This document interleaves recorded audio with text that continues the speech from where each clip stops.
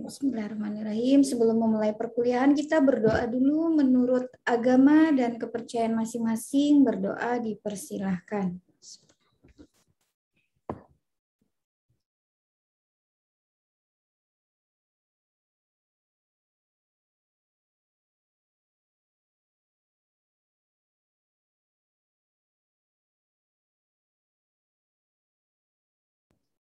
Selesai? Oke. Ya. Saya lobet.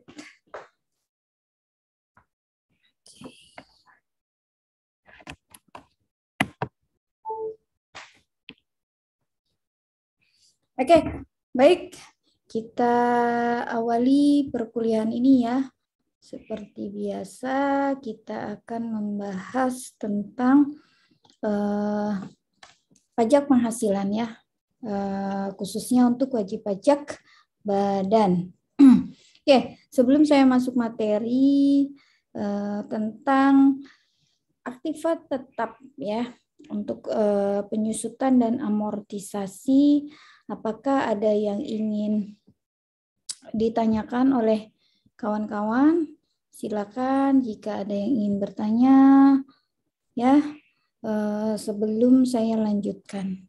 Monggo kita diskusi dulu nanti jika macet-macet suara saya.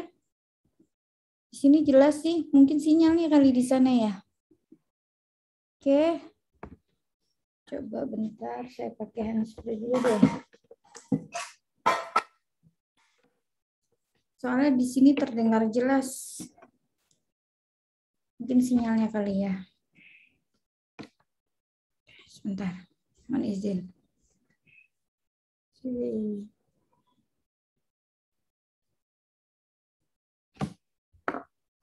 Oke, gimana? Jelas suaranya?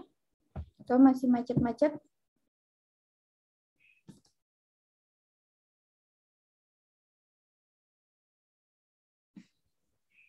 Oke, gimana? Sudah jelas suaranya? Sudah, Bu. Oke, baik. Oke, baik. Ibu lanjutkan ya.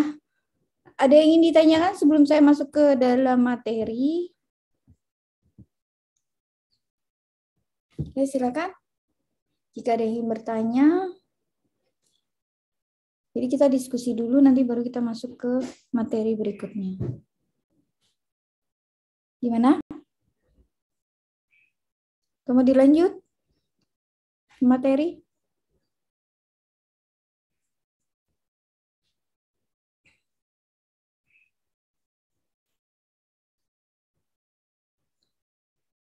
Oke, baik. Saya lanjutkan ya ke materi berikutnya. Oke, minggu ini kita membahas tentang klasifikasi dari penyusutan dan amortisasi, terus apa saja sih tarif ya dari penyusutan dan amortisasi itu, serta bagaimana perhitungan penyusutan dan amortisasi dengan metode garis lurus dan saldo menurun. Oke, ya seperti biasa bahwa aktiva tetap ya, aktiva tetap baik berwujud maupun tidak berwujud ya, itu memiliki klasifikasi penyusutan di dalam peraturan perundangan perpajakan ya. Di dalam Undang-Undang PPH ya, sebagaimana kita ketahui bahwa kelompok harta berwujud itu ya dibagi menjadi dua. Ada bukan bangunan dan bangunan ya. Bukan bangunan itu diklasifikasikan lagi ya, ada kelompok 1 dengan masa manfaat 4 tahun ya, dengan tarif penyusutannya adalah garis lurus ya, itu adalah 25%, sedangkan adalah saldo menurun 50% ya. Jadi kalau tarif saldo menurun itu 2 kali dari tarif garis lurus. Artinya 2 dikalikan 25% ya sama dengan 50%. Begitu pula untuk kelompok 2, 3, dan 4. Oke. Di dalam kelompok 2, dia memiliki masa manfaat 8 tahun ya, dengan tarif 12,5% ya untuk garis lurus, sedangkan untuk saldo menurunnya adalah 25%. Oke, yang berikutnya adalah kelompok 3 ya dengan masa manfaat 16 tahun. Dengan tarif penyusutan metode garis lurus itu adalah 6,25% dan saldo menurun adalah 12,5%. Dan yang kelompok 4 itu masa manfaatnya adalah 20 tahun ya. Kemudian dengan metode garis lurus tarif penyusutannya adalah 5%, sedangkan saldo menurun adalah 10%. Oke. Selanjutnya ada kelompok bangunan ya. Bangunan itu nanti ada dalam bentuknya permanen dan tidak permanen. Oke, kalau permanen biasanya itu dia terbuat dari beton ya, terus besi, pokoknya yang kuat tahan lama gitu, tidak ada campuran seperti itu. Nah, dia memiliki masa manfaat 20 tahun ya. Dan untuk kelompok bangunan ini ya hanya menggunakan tarif penyusutan metode garis lurus saja. Ya, yaitu sebesar 5% ya. Sedangkan untuk yang tidak permanen ini nanti ada campuran misalkan terbuat dari gypsum ya, ada kayu dan lain sebagainya. Memiliki masa manfaat 10 tahun dengan tarif penyusutan garis lurus adalah sebesar 10%. Oke. Ya. Nah, inilah yang disebut sebagai klasifikasi penyusutan. Nah, kapan sih ya penyusutan itu dimulainya gitu? Kita lihat di sini.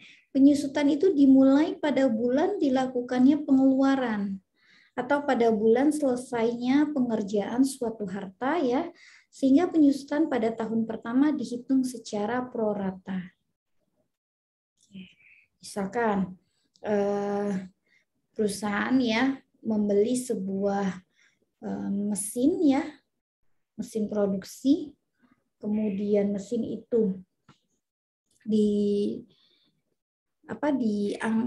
diangkut dari toko ya, dari toko ke perusahaan, terus kemudian di perusahaan kemudian dipasang ya kan, sampai prosesnya itu udah siap digunakan. Nah, jadi untuk memulai atau menghitung masa penyusutannya adalah pada saat barang itu sudah ya, mesin itu sudah siap digunakan, nah baru mulai kita hitung ya untuk penyusutannya. Misalkan tadi perusahaan membeli sebuah mesin ya pada toko A itu pada tanggal hari ini ya. Hari ini misalkan itu tanggal 21 Oktober. Nah, kemudian baru bisa digunakan mesin itu ya kan, dipasang dulu, terus diuji coba dan lain sebagainya. Dan fix baru digunakan itu adalah 2 hari kemudian atau tanggal 23 Oktober ya. 2 hari. Nah, jadi kapan mulai menghitungnya? Berarti mulai dari bulan Oktober gitu. Karena tanggung misalkan ya Oktober tinggal 7 hari lagi, bisa jadi perusahaan memundurkan ya, digunakan tanggal 1 November untuk penghitungannya seperti itu. Iya sayang, sebentar.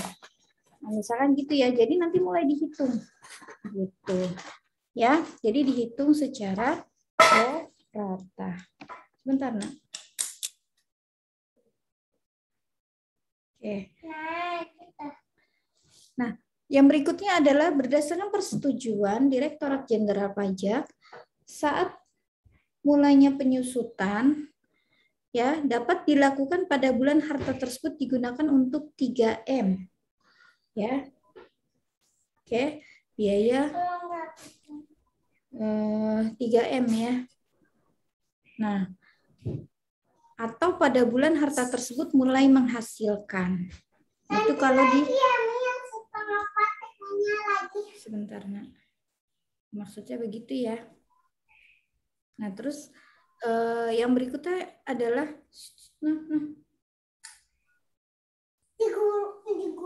Yang dimaksud dengan mulai menghasilkan dalam ketentuan ini ya dikaitkan dengan saat mulai berproduksi dan tidak dikaitkan dengan saat diterima atau diperolehnya penghasilan. Oke. Nah, jadi itulah ya aturan atau saat dimulainya penyusutan ya, mulai kita menghitung penyusutan. Kita lihat di sini sebagai contoh ya. Ini ada PT ABC.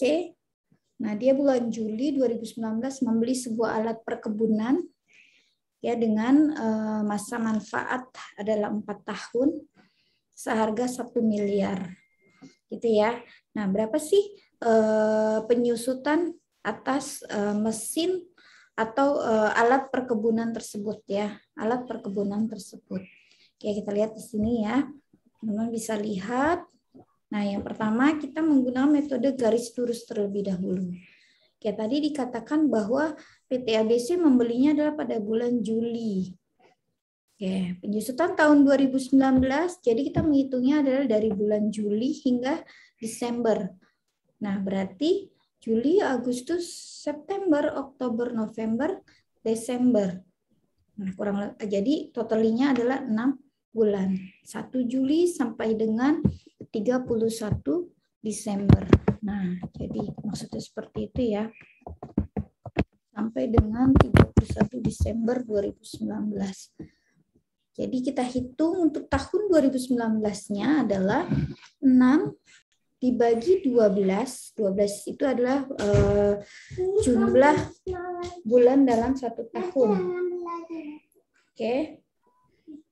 Nah, dikalikan dengan tarif. Karena tadi kelompok 1 ya, masa manfaatnya 4 tahun, sehingga tarifnya adalah 25%, baru dikalikan dengan harga perolehan. Kebanyakan, Nak. Nggak boleh begitu. Secukupnya aja. Cukup ya. Kirain harus itu gulung lagi. Iya, sebentar dulu. Ini suka digulung. Sebentar ya. Oke. Nah, jadi seperti itu ya untuk menghitung tahun 2019. Oke.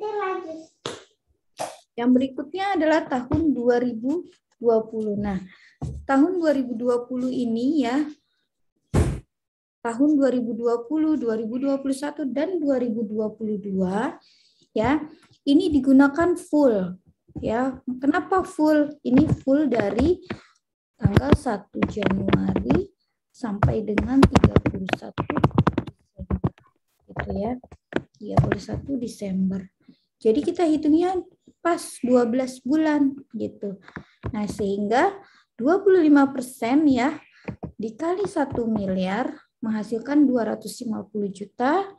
Begitu pula untuk tahun 2021 dan tahun 2022. Oke. Nah, kalau teman-teman perhatikan di sini ya, teman-teman perhatikan di sini, kita lihat ya, bahwa di tahun 2020 ya, hingga 2022 ya, ini ya, oke, ini menghasilkan berapa tahun? Totalinya 3 tahun ya? Iya, betul sekali. 3 tahun ya. Oke, 3 tahun. Nah, di tahun 2019 kita sudah menghitung 6 bulan atau setengah tahun. Nah, artinya apa? Kalau kita jumlahkan kan baru 3,5 tahun gitu kan? Dari 2019. Bentar, nah. Oke, ini adalah 3,5 tahun ya. Kalau dia dari tahun 2019 hingga 2022. Nah, artinya adalah di tahun 2023 kita masih menyusutkan, yaitu selama 6 bulan. Oke. 6 bulannya dari mana? Gitu kan? Nah, ini masanya adalah dari Januari ya, 1 Januari gitu kan, sampai dengan 30 Juni. Oke. 2023. 23. Oke, ini saya pindahin ke sini ya. Sebentar saya. Ya. Jadi seperti ini. Nah, artinya adalah ya, pada saat kita menghitung penyusutan di tahun terakhir, nanti nilai sisa buku fiskalnya adalah 0 gitu. Ya, jadi totalnya adalah ya Habis itu diulang lagi. 4 Itu tahun. belum dirapis. Udah sayang. Udah sayang, udah. Ini dijilat ini. Ih, kotor. Ya, jadi seperti itu ya, kawan-kawan, untuk metode garis lurus. Oke. Ya, mudah-mudahan bisa dipahami. Nah, jadi 6 bulan di tahun 2019, ya, 1 tahun full di tahun 2021, 2020, 2021 dan 2022 ya. Dan 6 bulan lagi ada di tahun 2023. Nah, ini kalau kita akumulasikan ya, ini ke sini ya, sama saja menjadi 4 tahun. Oke. Nah, kalau kita ilustrasikan ke dalam apa namanya,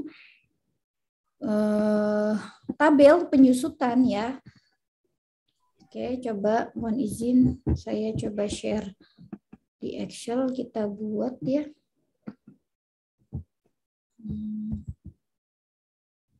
Oke, coba bisa. Nah, udah muncul belum di layar? Belum ya? Oke. Sudah? Excelnya udah muncul belum?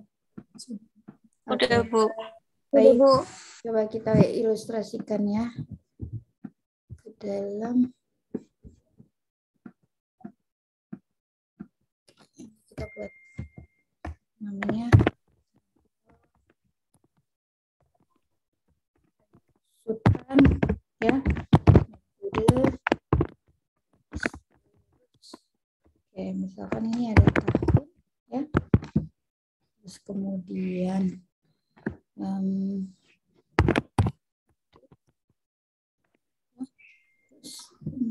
ya.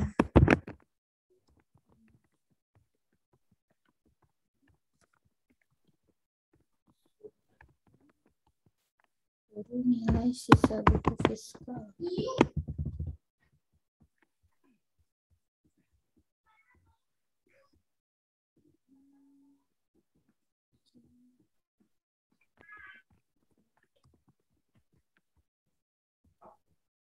Tadi harga perolehannya 1 miliar ya.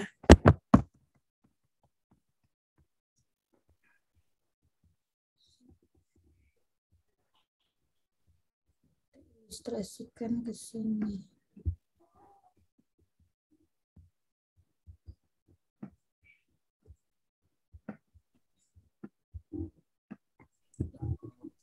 Ya, tahun pertama ya 31 Desember 2019 ya.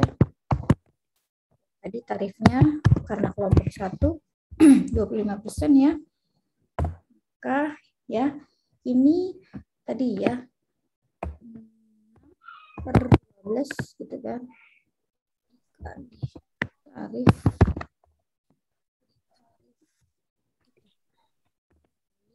harga perolehannya 1 miliar 125 juta.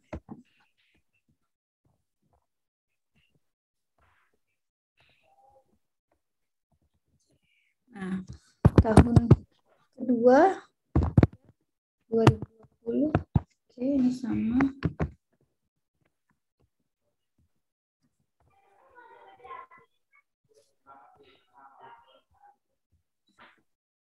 Rp50 juta.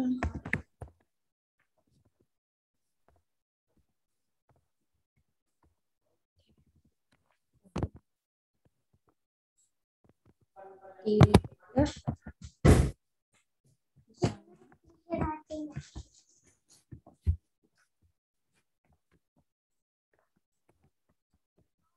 Ya, ya.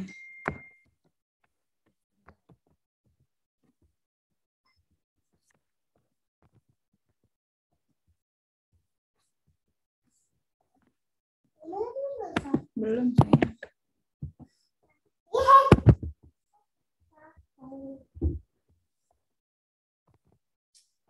Jangan begitu. Kotor.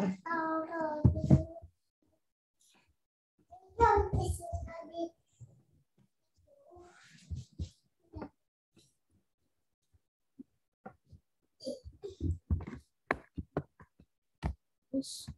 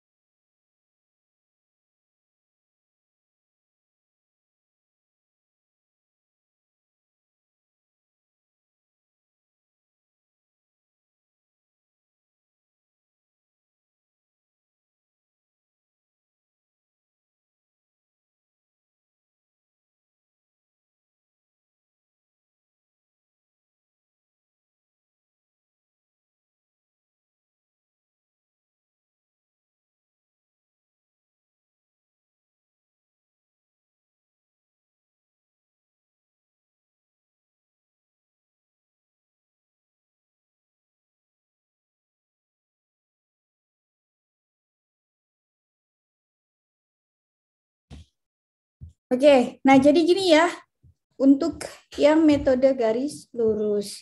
Oke, nanti bisa diberi keterangan di sini ya, bahwa tadi ya, untuk ini ya, itu adalah untuk masa 1 Juli ya, sampai dengan 31 Desember. Oke, ini full 1 tahun dari 1 Januari hingga 31 Desember ya. Begitu pula dengan yang ini. Ya. Nah, yang ini adalah dari 1 Januari hingga 30 Juni masanya ya. Seperti itu. Oke. Nah, nanti diberi keterangan boleh seperti itu. Nah, ini adalah contoh penyusutan ya, metode garis lurus dengan pembelian ya, atau menghitung penyusutan di pertengahan tahun atau tahun berjalan seperti itu ya. Oke. Nah, ini artinya apa ya?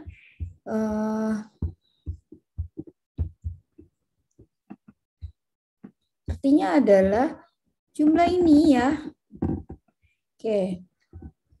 Sama nih dengan harga perolehan. Kalau misalnya ada nilai residu ya, atau nilai sisa, kalau bisa dikurangi terlebih dahulu. Kalau tidak ada ya sudah seperti ini. Ini kan tidak ada keterangan ada nilai residu ya, atau nilai sisanya. Gitu. Jadi tidak perlu dilakukan pengurangan. Oke, nah di tahun terakhir ya, maka akumulasi penyusutannya pun sama sebesar 1 miliar. Dan nilai sisa buku fiskalnya adalah 0 atau habis seperti itu. Oke, di metode garis lurus.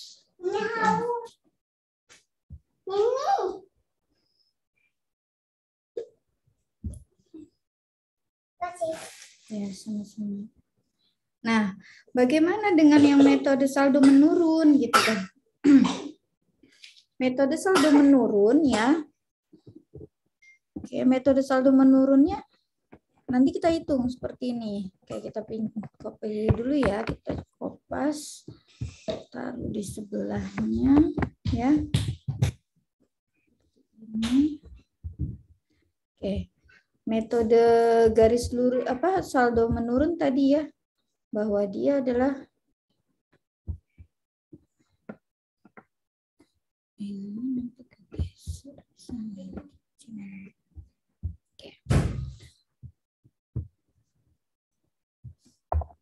metode saldo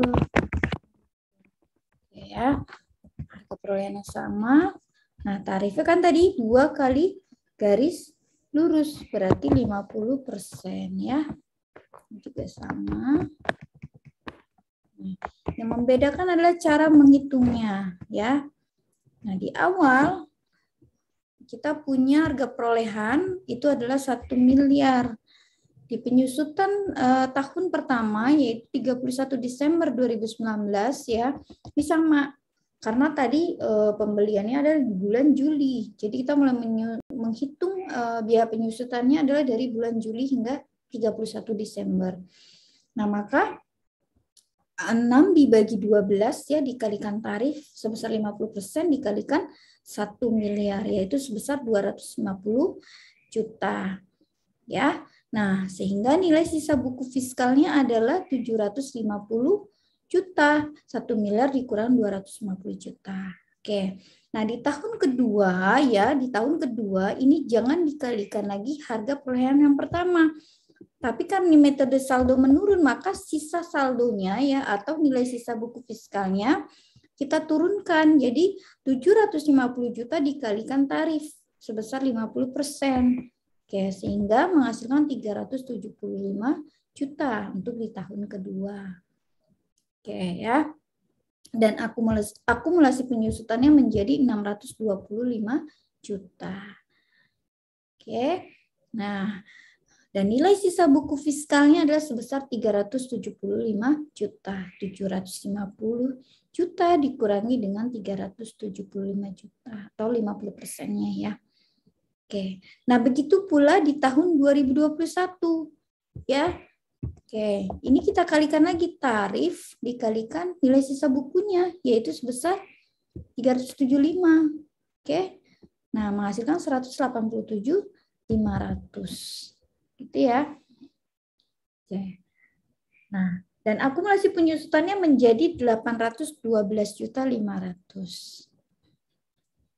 Sehingga nilai sisa buku fiskalnya adalah 187.500. Oke. Ya. Nah, di tahun berikutnya yaitu tahun 2022 ya. Jadi tarif dikalikan lagi dengan nilai sisa buku fiskalnya yaitu 187.500.000. Nah, jadi menghasilkan 93.750.000. Ya, dengan akumulasi penyusutan sebesar 906.250.000 dan nilai sisa buku fiskalnya adalah 93.750.000. Oke. Ya. Nah, di tahun terakhir ini bedanya antara garis lurus dengan saldo menurun. Untuk saldo menurun di tahun terakhir adalah disusutkan sekaligus. Kita lihat berapa sih nilai sisa buku fiskalnya? Oh, ternyata 93.750.000. Oke, itu menjadi biaya penyusutan di tahun terakhir. Karena apa?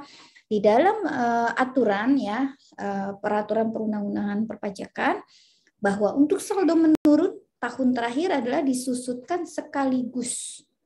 Maksudnya nilai sisa buku fiskalnya ya disusutkan sekaligus ya, karena tadi adalah 93.750.000 ya, maka di tahun 2023 ya, ini Juni ya, tahun 2023, oke. Nah, itu adalah sebesar, nah jadi nilai sisa buku fiskalnya adalah 0. ya dengan akumulasi penyusutan 1 miliar.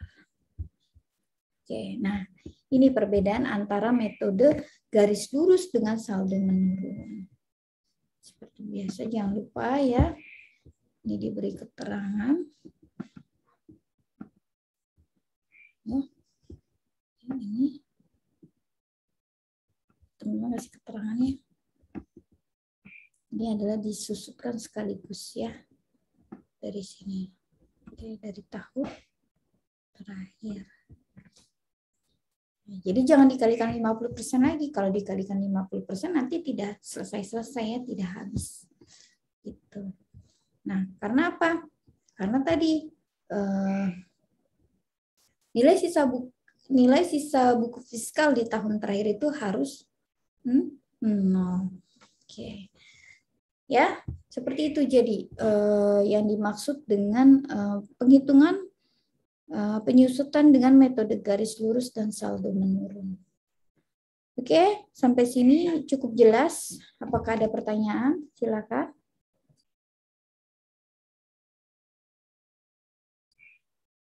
Ada pertanyaan? Izin bertanya, Bu. Boleh, silakan Indah. Tadi mengulas yang tadi, jadi kalau seumpamanya kita beli mesinnya di Desember, gitu dipakainya Januari, berarti penyusutannya dimulai Januari, bukan Desember? Bukan, betul sekali. Gitu. Jadi mulainya Januari. Misalkan nih kan belinya 2021 Desember ya, Desember 2021 baru digunakannya adalah Januari 2022. Nah, mulai menghitungnya nanti dari situ, dari Januari 2022. Gitu. Jadi di Desember nggak ada penyusutan ya, Bu? Enggak, gitu. Karena kan belum digunakan atau belum memproduksi ya tadi. Makanya di awal saya jelaskan saat dimulainya menghitung penyusutan seperti itu. Ya, begitu pula mau mesin, mau kendaraan, misalkan mau peralatan kantor, ya atau AC misalkan. Nah, perhitungannya seperti itu. Jadi kan misalkan gini, kita beli mesin, ya. Kan kita beli mesin itu tadi 1 unit lah, 1.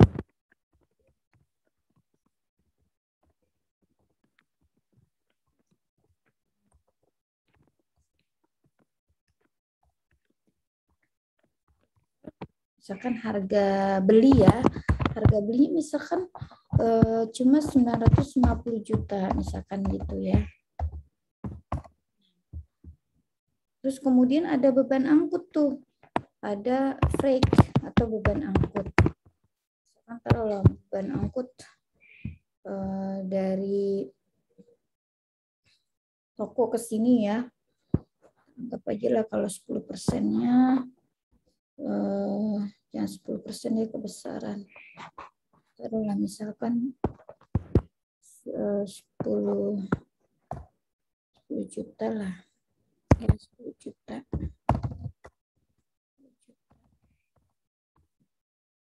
Nah, terus kemudian ya,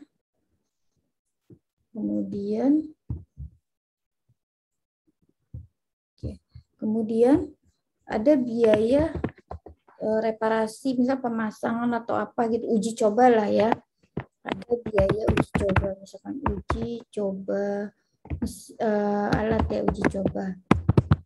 Misalkan 40 juta. Nah, ini kita belinya adalah tanggal 23 Desember misalkan gitu ya. Belinya adalah tanggal 23 Desember. Oke. Maka jumlah harga perolehannya ya itu adalah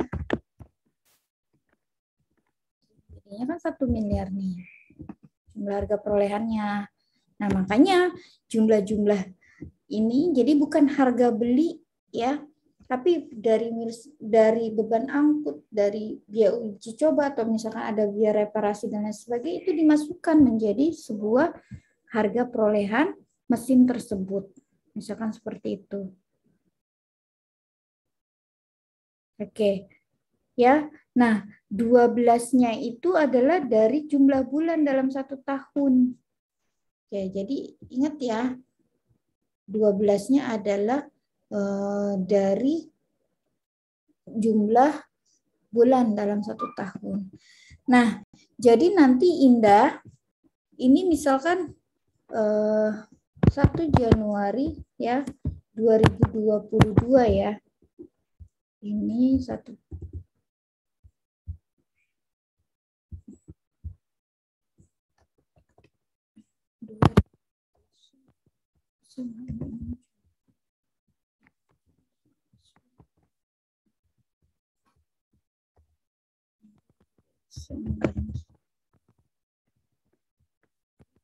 Nah, ternyata perusahaan baru bisa ya ini alat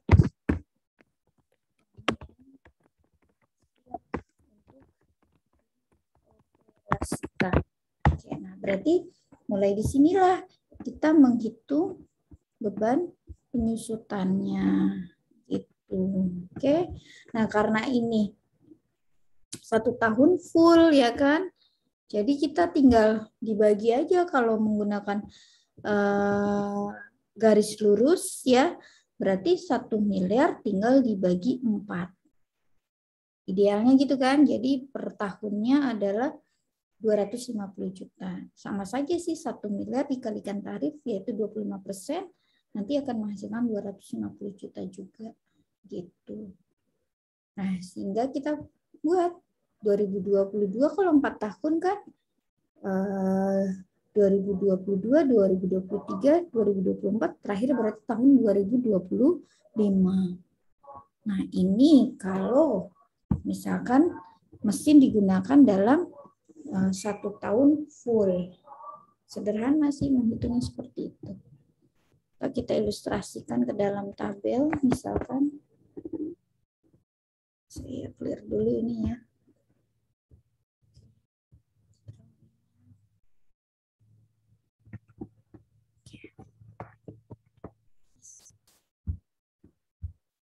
Sini ya. Sini.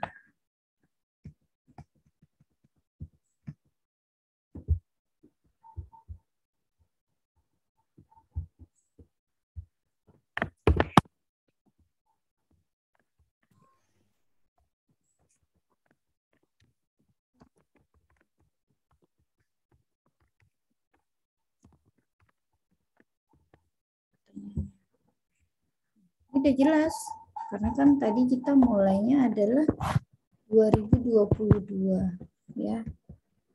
Oke, ini 2023.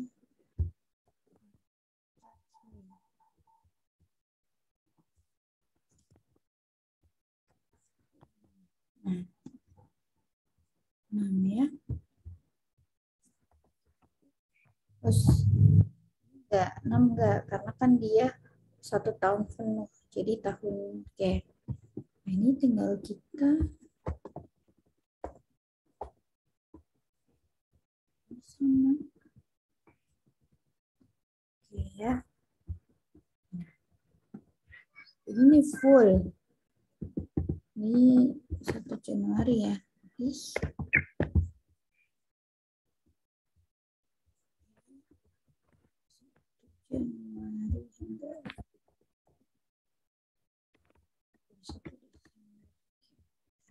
Jadi gini, kalau menggunakan metode garis lurus. Oke.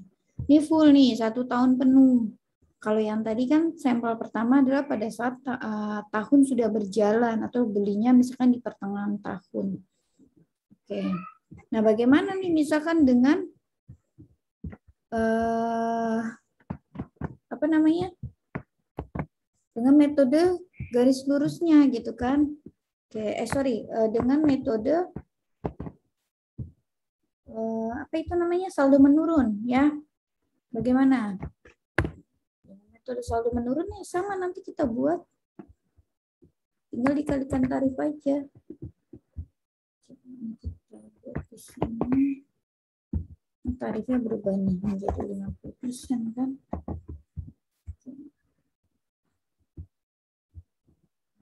kita geser.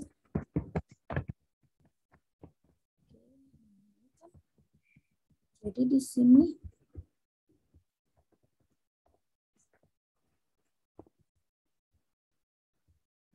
terus ya. Nah, ini disusutkan sekaligus. Tuh, tahun terakhir. Nah, jadi seperti ini nih perbandingannya antara garis lurus dengan saldo menurun.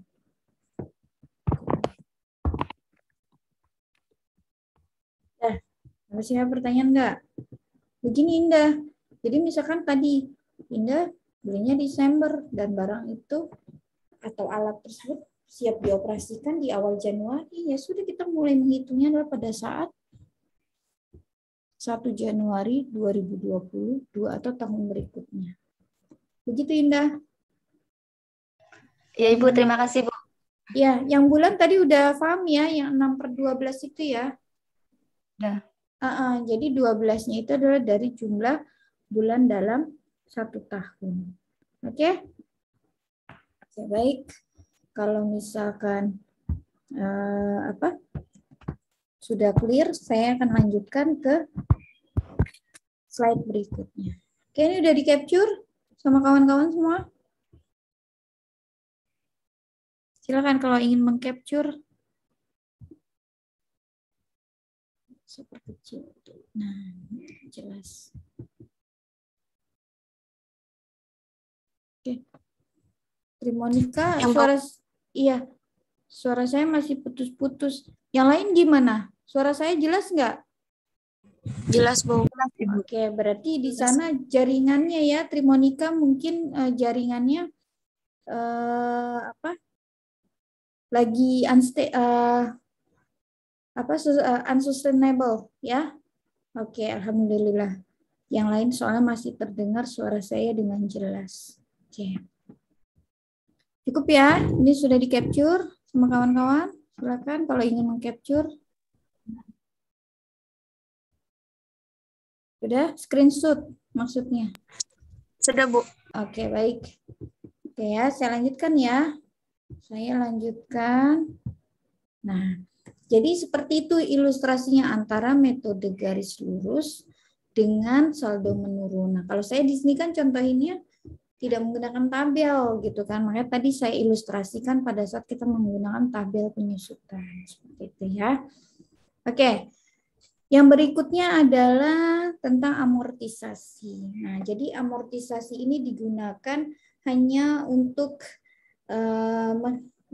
kelompok harta tak berwujud gitu. Nah, kelompok harta tak berwujud ini pun juga sama dibagi 4 kelompok. Ada kelompok 1 ya dengan masa manfaat 4 tahun ya, dan metodenya pun sama, ada garis lurus dan saldo menurun. Ya, itu adalah 25%, saldo menurunnya adalah 50%. Kelompok 2 ya, masa manfaat 8 tahun. Tarif penyusutannya untuk garis lurus 12,5% dan saldo menurun adalah 25%. Yang berikutnya kelompok 3 dengan masa manfaat 16 tahun ya, dengan tarif penyusutan garis lurus 6,25%, sedangkan saldo menurun adalah 12,5%.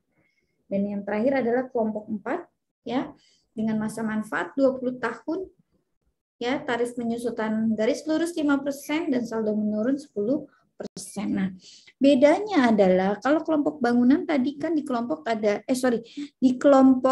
di klasifikasi penyusutan tadi ada kelompok bukan bangunan dan ada kelompok bangunan. Nah, di klasifikasi amortisasi hanya kelompok harta tak berwujud saja ya. Jadi dia wujudnya misalkan kalau tak berwujud itu kan kayak hak kekayaan intelektual ya kan, merek dagang ya. Terus kemudian macam kayak franchise, ya kan, goodwill atau nama baik perusahaan. Nah, itu jadi dimaksudkan sebagai kelompok harta tak berwujud. Kita lihat di sini ya. Ini saya beri contoh untuk amortisasi hak penambangan migas. Oke, di dalam amortisasi atas pengeluaran untuk memperoleh hak bidang penambangan migas dilakukan dengan menggunakan metode satuan produksi. Nah, metode satuan produksi ini dilakukan dengan menerapkan persentase amortisasi yang besarnya setiap tahun sama dengan persentase perbandingan antara realisasi ya penambangan minyak dan gas bumi pada tahun yang bersangkutan dengan taksiran jumlah seluruh kandungan minyak dan gas bumi di lokasi tersebut yang dapat diproduksi. Oke, apabila ternyata jumlah produksi yang sebenarnya lebih kecil dari yang diperkirakan sehingga masih terdapat sisa pengeluaran untuk memperoleh hak atau pengeluaran lain, maka atas sisa pengeluaran tersebut boleh dibebankan sekaligus dalam tahun pajak yang bersangkutan. Oke, kita lihat di sini ya. Nah, ini misalkan nih, amortisasi perolehan hak selain penambangan migas ya, yang berikutnya. Nanti baru saya berikan sampelnya. Kalau tadi untuk yang penambangan migas, kalau ini amortisasi perolehan hak selain penambangan migas. Maksudnya adalah amortisasi atas pengeluaran untuk memperoleh hak penambangan selain minyak dan gas bumi, hak pengusahaan hutan, dan hak pengusahaan sumber alam serta hasil alam lainnya yang mempunyai masa manfaat lebih dari 1 tahun. Dilakukan dengan metode satuan produksi paling tinggi adalah 20% setahun. Oke, kita lihat contohnya ya. Nah, ini ada contoh sama PT XYZ tanggal 4 Januari 2019 mengeluarkan uang sebanyak 100 juta rupiah untuk memperoleh hak lisensi dari Phoenix Cycle ya, Phoenix Cycle Ltd selama 4 tahun untuk memproduksi sepeda Phoenix. Hitunglah berapa amortisasi hak lisensi atas transaksi tersebut. Oke, ya. Contohnya, kita lihat di sini dengan menggunakan metode garis lurus. Oke, tadi udah jelas ya, 4 tahun masa manfaatnya. Sehingga menggunakan tarif 25%. Ya, tadi hak lisensinya adalah 100 juta, tinggal dikalikan tarif ya sebesar. Nah, jadi amortisasi tahun 2019, tahun 2020 dan tahun 2021 maupun tahun 2022 ya, itu adalah tarif 25% dikalikan dengan 100 juta, jadi diperolehlah sebesar amortisasinya per tahun 25 juta. Oke. Ya. Nah, ini bedanya antara menghitung penyusutan dengan amortisasi. Kalau penyusutan tadi kita lihat kan tanggal perolehannya kapan. Gitu. Ya. Nah, di amortisasi bedanya gini. Ya, dia bisa bisa diamortisasikan sekaligus, bisa juga per tahun sesuai dengan masa manfaatnya tadi. Oke, nah dengan metode yang kedua atau metode saldo menurun ya. Nah, tadi kan kelompok 1 ya, itu 50% tarifnya. Sudah 50% dikalikan dengan hak lisensinya tadi. Berapa? 100 juta. Jadi, amortisasi tahun 2019 sampai dengan tahun 2022 adalah sebesar, nah ini jangan lupa tadi menggunakan saldo menurun tadi yang kita buat dalam tabel. Ya. Jadi tahun pertama adalah 50 juta amortisasinya. Nah, amortisasi tahun kedua atau tahun 2020, 50% dikalikan dengan 50 juta, berarti 25 juta. Oke. Nah, amortisasi tahun 2021 ya 50% dikali dengan nilai sisa buku fiskalnya 25 juta, maka 12.500.000 ya untuk amortisasi tahun 2021. Nah, di tahun 2022 amortisasinya ya itu tinggal disusutkan sekaligus saja. Karena tadi kan nilai sisa buku fiskalnya adalah 12.500.000 kan. Sudah kita amortisasikan sekaligus. Oke. Atau sama dengan 25 juta dikurang dengan 12.500.000. Nah, ini untuk contoh amortisasi dari studi kasus ini ya, memperoleh hak lisensi dari Phoenix Cycle ini, seharusnya Phoenix Cycle sepeda ya, LTD selama 4 tahun ya untuk memproduksi sepeda Phoenix. Oke.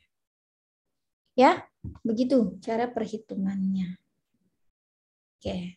Nah, contoh berikutnya ya.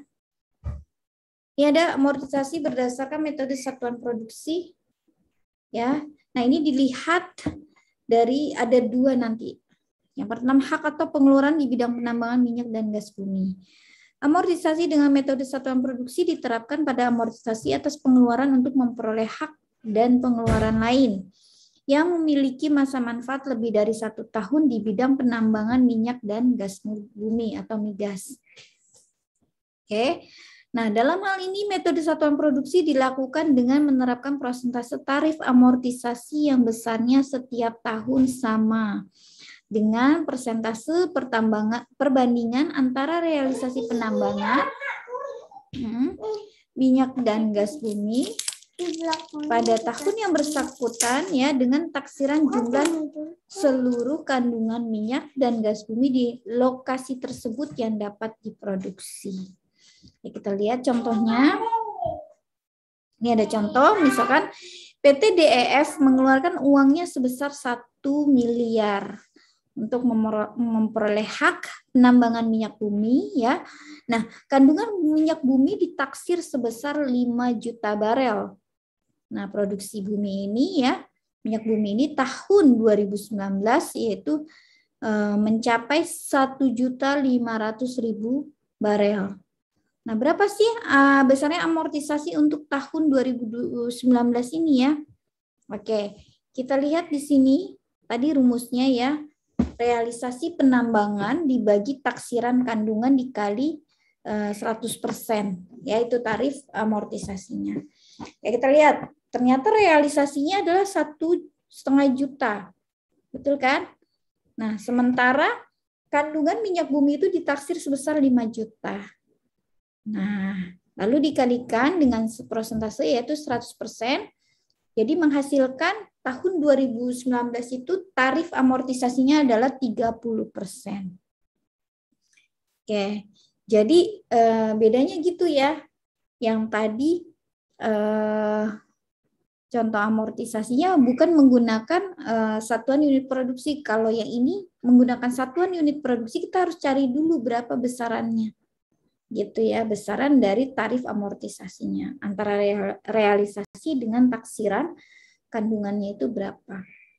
Nah, sehingga amortisasi tahun 2019 itu ya 30% dikali 1 miliar jadi 300 juta. Oke, nah ini ya, begitu cara menghitungnya. Misalnya gini, seandainya jumlah produksi yang sebenarnya lebih kecil dari yang diperkirakan, sehingga masih terdapat sisa pengeluaran yang belum diamortisasi. Maka atas sisa tersebut boleh dibebankan sekaligus dalam tahun pajak yang bersangkutan. Nah, jelas ya, sisanya kan tadi 3.500.000 ya enggak, karena kan tadi baru menghasilkan 1.500.000 dari 5 juta yang sudah ditaksir seperti itu. Oke. Ya. Nah, ini untuk yang poin pertama, hak atau pengeluaran di bidang penambangan migas. Jadi cara menghitung amortisasinya seperti ini. Kita cari dulu tarifnya ya. Baru kita kalikan dengan berapa sih uang yang dibayarkan atau yang dikeluarkan oleh perusahaan tersebut untuk memperoleh hak penambangan migas atau minyak bumi tersebut ya. Oke.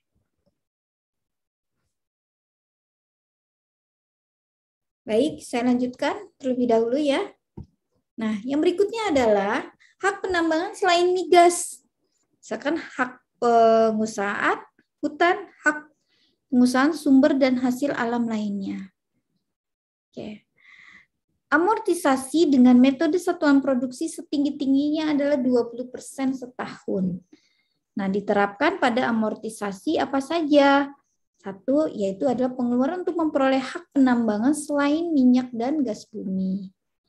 Yang kedua, pengeluaran untuk memperoleh hak pengusahaan hutan.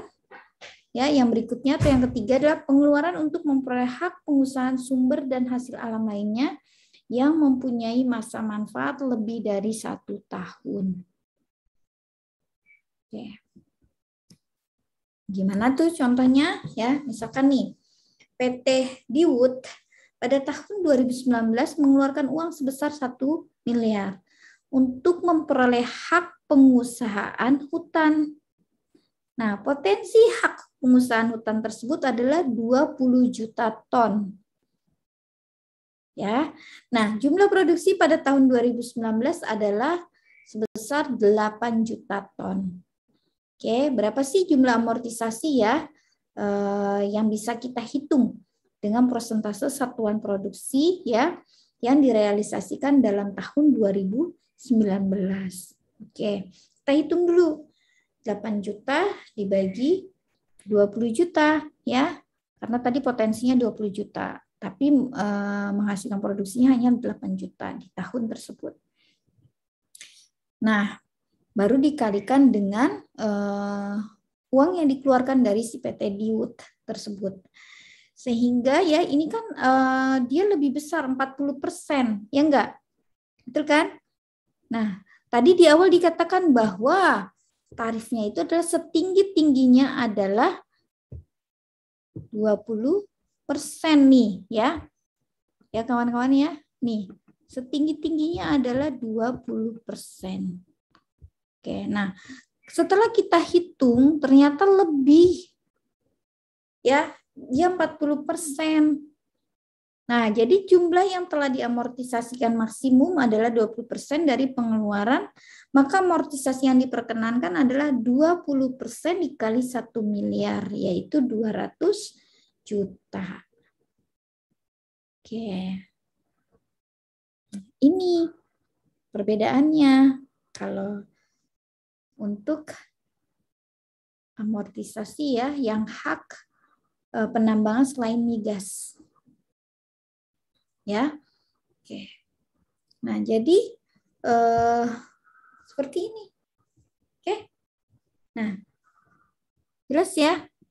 Oke, baik. Sampai sini ada pertanyaan nggak? Silakan. Jika ada yang ingin ditanyakan terlebih dahulu perihal penyusutan dan amortisasi ini. Monggo. Silakan. Sebelum saya lanjutkan. Ya, Nak. Silakan, Nak.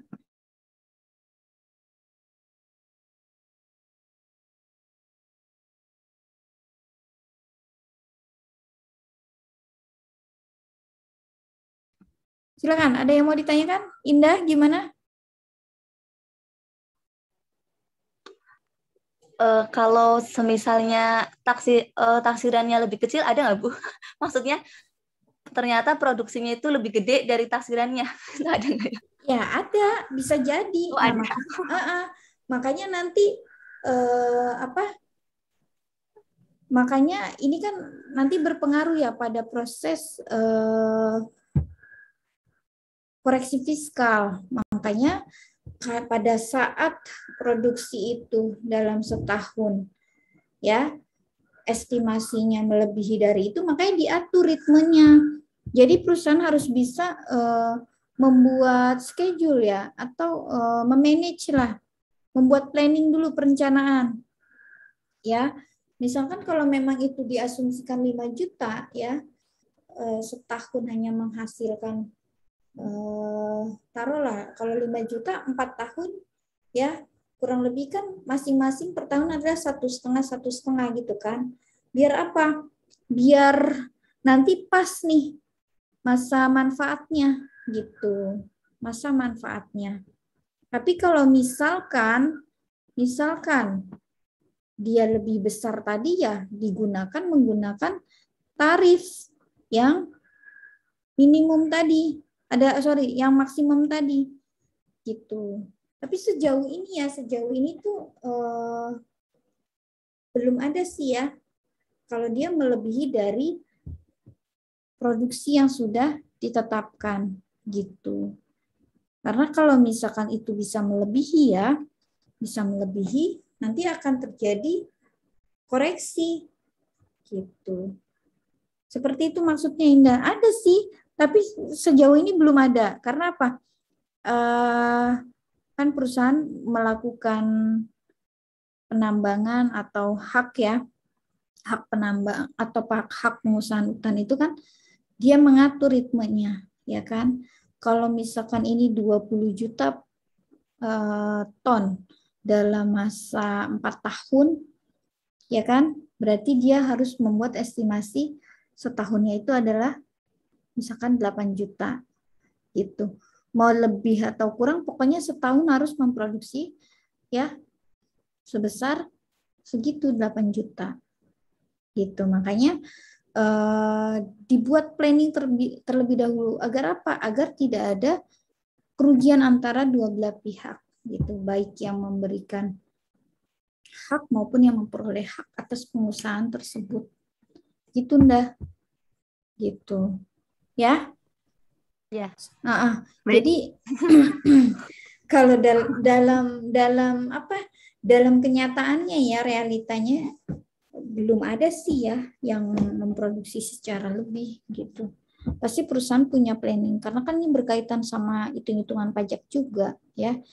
Jadi perusahaan harus bisa memanajemen salah satunya tadi ada tax planning-nya juga untuk estimasi penghitungan amortisasi ya atas hak pengusahaan tadi ya, baik untuk penambangan, migas maupun non migas seperti itu. Gitu, Indah. Oke? Oke, Bu. Terima kasih, Bu. Sama-sama.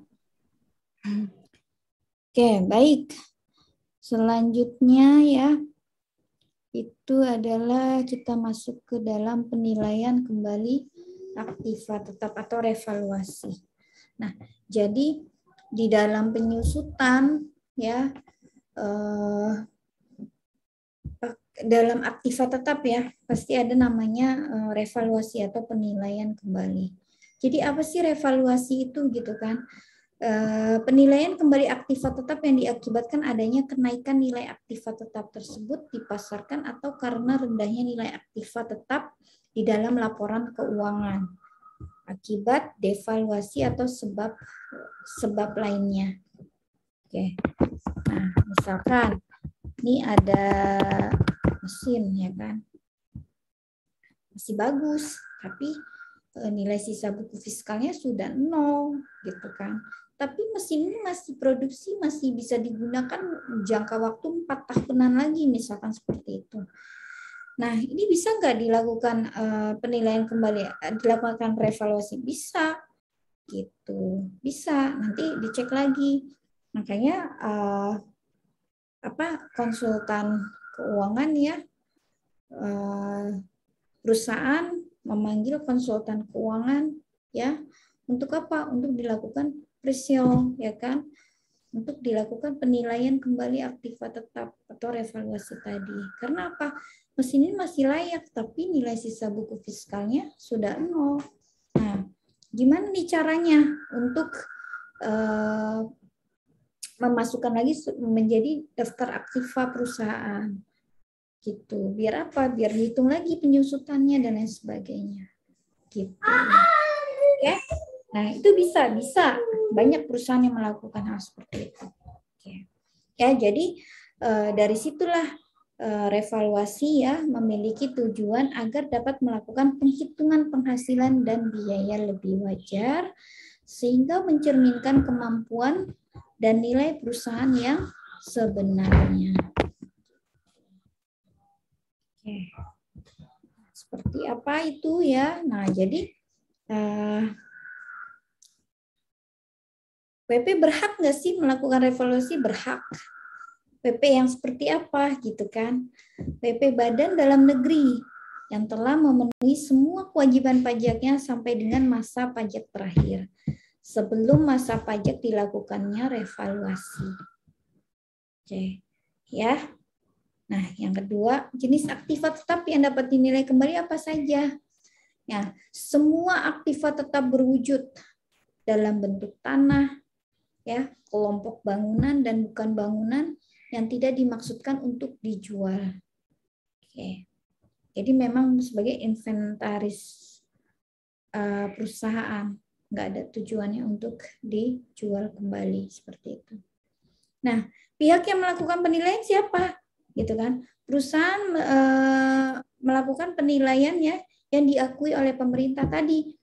Ada konsultan jasa akuntansi KJA. Memang yang terregister yang ditunjuk oleh pemerintah yang memiliki nomor register negara gitu. Sebentar lagi, Nak. Gitu. Nah, jadi kalau misalkan pakai konsultan yang asal-asalan nggak bisa. Misalnya dia punya plang, tapi dia nggak ada nomor registernya. Nah, itu nggak diakui. Gitu. Boleh, silahkan sesuai dengan budget perusahaan. Tapi kalau KJA tersebut tidak memiliki nomor register yang diakui pemerintah atau negara, itu tidak sah. Gitu. Ya, jadi harus yang memang diakui oleh pemerintah. Nah, berdasarkan nilai pasar atau harga wajar yang berlaku pada saat dilakukan revaluasi dengan metode penilaian yang lazim yang berlaku di Indonesia. Ya, tadi contohnya mesin sudah habis nih masa manfaatnya, tapi ini masih bisa diproduksi. Oke, kita lakukan revaluasi. Panggil konsultan jasa akuntansinya, KJA-nya. Oke, kita panggil. Kita minta dilakukan revaluasi. Oh iya, ini masih layak. Harga pasarnya atau nilai wajarnya gitu kan, nilai wajar nilai pasar atau harga wajar untuk mesin ini masih layak nih di angka 800 juta, ya sudah gitu. Nah, nanti selesai dilakukan revaluasi ya dari kantor jasa akuntansi atau konsultan keuangan yang diakui oleh pemerintah, itu nanti ada berita acaranya. Nah, jadi berita acara tentang aktiva yang dilakukan revaluasi itu nanti itu dilampirkan ya, sebagai apa? Sebagai guna nanti kita pelaporan pajak bahwa aktiva ini udah habis masa manfaatnya di tahun tersebut gitu. Nah, kemudian kita melakukan revaluasi ya dengan konsultan jasa akuntansi yang terregister. Nah, inilah berita acaranya atau ada pengesahannya dari KJA tersebut. Gitu. Nah, itu bisa nanti diakui lagi, bisa dilaporkan lagi di dalam laporan keuangan perusahaan, gitu, diaktifkan kembali. Oke ya. Nah, perlakuan pajaknya atas selisih lebih penilaian aktiva kan jadi menimbulkan sebuah selisih nanti di penilaian kembali aktiva. Misalkan gini, selisih lebih antara nilai pasar atau nilai wajar dengan nilai buku fiskal aktiva tetap yang dinilai kembali terlebih dahulu wajib dikompensasikan dengan kerugian fiskal tahun berjalan.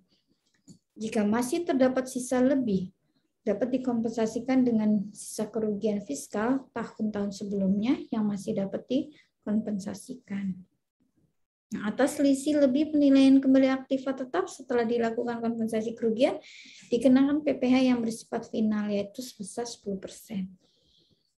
Nah, atau bisa juga gini, misalkan kita punya kendaraan, nah terus kendaraannya mau kita eskavator lah ya, anggap aja punya eskavator. Eskavator ini mau kita tuker tambah. Nah, belinya berapa, nilai sisa buku fiskalnya kan berapa, terus kita jual berapa, itu terdapat kerugian atau laba, mendapatkan loss ya atau profit. Kalau profit ya berarti nanti dikenakan PPh gitu 10%. Nah, tapi kalau misalkan mengalami kerugian ya nanti bisa dikompensasikan. Jadi begitu, misalkan contohnya. Karena kan tadi kita jual sesuai dengan harga pasar. Kayak nilai wajarnya. Oke, misal tadi alat pertanian itu tukar tambah. Ya. Harga pasarnya 500 juta. Nilai sisa bukunya berapa di tahun tersebut? Kita kurangkan kan? Nanti ketahuan tuh apakah profit atau loss. Gitu. Kalau profit tadi berarti dikenakan PPh final sebesar 10%. Nah, kalau dia loss atau mengalami kerugian nanti bisa dikompensasikan gitu. Oke, itu contoh sederhananya ya. Oke ya. Nah, contohnya nih. Ini ada nih. Misalkan PT sukses melakukan penilaian kembali aktiva, nilai buku fiskalnya ya di akhir tahun Desember ya 2019 adalah 100 juta. Nilai wajar aktiva tersebut adalah 175 juta. Nah, sisa kerugian fiskal tahun sebelumnya yang masih dapat dikompensasikan adalah 25 juta. Besarnya PPh atau selisih lebih penilaian kembali aktiva adalah nilai wajar tadi 175 juta, nilai buku fiskalnya adalah 100, maka selisih lebih penilaian aktivanya adalah 75 juta ya, 175 dikurangi dengan 100 juta. Nah, 75 juta. Sementara kerugian yang dikompensasikan ya, itu ada 25 juta, selisihnya adalah 50 juta. Nah, 50 juta ini dikalikan tarif 10%. Ya, jadi mendapatkan 5 juta. Nah, ini bersifat final. Nah, jadi gitu contohnya. Ya, selisih lebihnya kita kenakan PPh sebesar 10%. Oke. Nah, ini ilustrasinya begini maksudnya. Ya, untuk revaluasi atau penilaian aktiva kembali. Oke. Ya, nanti saya berikan studi kasus perihal penghitungan penyusutan ya, penyusutan, amortisasi dan revaluasi ya. Nanti teman-teman bisa latihan di rumah ya, sekaligus untuk tugas pertemuan ini ya. Oke, yang minggu lalu tugasnya udah selesai. Mohon izin. Nah, kawan-kawan? Belum. Belum. Oh, belum dikerjain atau bagaimana? Baru setengah. Ada kesulitan. Saya nungguin diskusi di grup kok nggak ada, antem-antem aja, maksudnya anteng aja gitu. Saya kira udah lancar gitu kan. Ini kok anak-anaknya nggak ada ini ya, gitu. Saya pikir ya sudah udah lancar, apa maksudnya udah ngerti gitu, maksudnya udah bisa gitu maksudnya. Gimana Indah? Kalau saya masih bingung yang nomor 1, Bu. Yang harga pokok penjualan itu ya. Nah, itu terdapat hubungan istimewa, nanti dilihat. Coba hubungan istimewa itu dibuka di pasal 18 Undang-Undang PPh. Nanti dilihat apakah dia sahamnya lebih dari 25% atau kurang dari 25%. Gitu. Dilihat perbandingannya. Kalau misalkan lebih perlakuannya seperti apa gitu. Nah, nanti deh saya jelasin di grup aja ya. Ini sudah 7.30. Khawatirnya nanti kawan-kawan masih ada perkuliahan di sesi yang kedua gitu. Ya, untuk yang poin 1 nanti insya Allah saya jelaskan di grup ya. Selain itu apa lagi? Biar nanti di-prepare, disiapin. Apa poin 1 aja? Koreksi fiskal, Bu. Iya, koreksi fiskal yang latihan minggu lalu. Ya. Kan Indah tadi nomor 1 tuh yang tentang harga pokok penjualan ya. Oke, Intan? Dikoreksi pikselnya masih belum paham. Oh, oke, siap, nggak apa-apa. Nanti pelan-pelan kita bahas ya. Oke, sip. Oke, sip. Insya Allah nanti kita lanjutkan diskusi di grup aja ya, di grup kelas, di chat room. Ya. Cukup ya. Oke, sebelum berakhir kita foto bersama dulu sebagai bukti perkuliahan. Oke, tolong dibuka kameranya. Ya, siap? Bentar dulu. Oke, 1, 2, 3. Senyum. Baik. Terima kasih. Terima kasih ya. Soalnya nanti kita lanjutkan di ini ya, minggu depan. Ya, saya tunggu diskusinya. Makanya nggak usah malu-malu kalau misalkan sungkan karena ada apa akademik ya di situ, japri saya aja ya. Jadi jangan malu-malu bertanya. Ya, jangan chatnya cuma izin Bu, maaf nggak bisa ini gitu kan, jangan gitu kan. Memang saya terbuka sih diskusi, silakan. Memang terkadang ada mahasiswa yang malu, maksudnya bukan malu ya, sungkan kali ya untuk menanyakan itu ke grup. Akhirnya japri ya kan ke saya, nanya Bu minta jelasin ini maksudnya gimana dan sebagainya. Gitu. Nanti insya Allah kalau saya ada waktu senggang langsung saya replay gitu, saya bales gitu. Insya Allah kok pasti akan saya balas seperti itu. Oke, terima kasih ya kawan-kawan semua. Insya Allah minggu depan ya kita berjumpa lagi. Semoga materi malam ini bermanfaat untuk kalian, termasuk saya juga ya, menambah wawasan lagi. Oke, terima kasih. Assalamualaikum warahmatullahi wabarakatuh. Waalaikumsalam. Ya, Terima kasih, Bu. sama-sama. Ya. Salam. Makasih, Iya, Bu. iya. Minggu depan ya, insya Allah ya. Oke, assalamualaikum. Ya.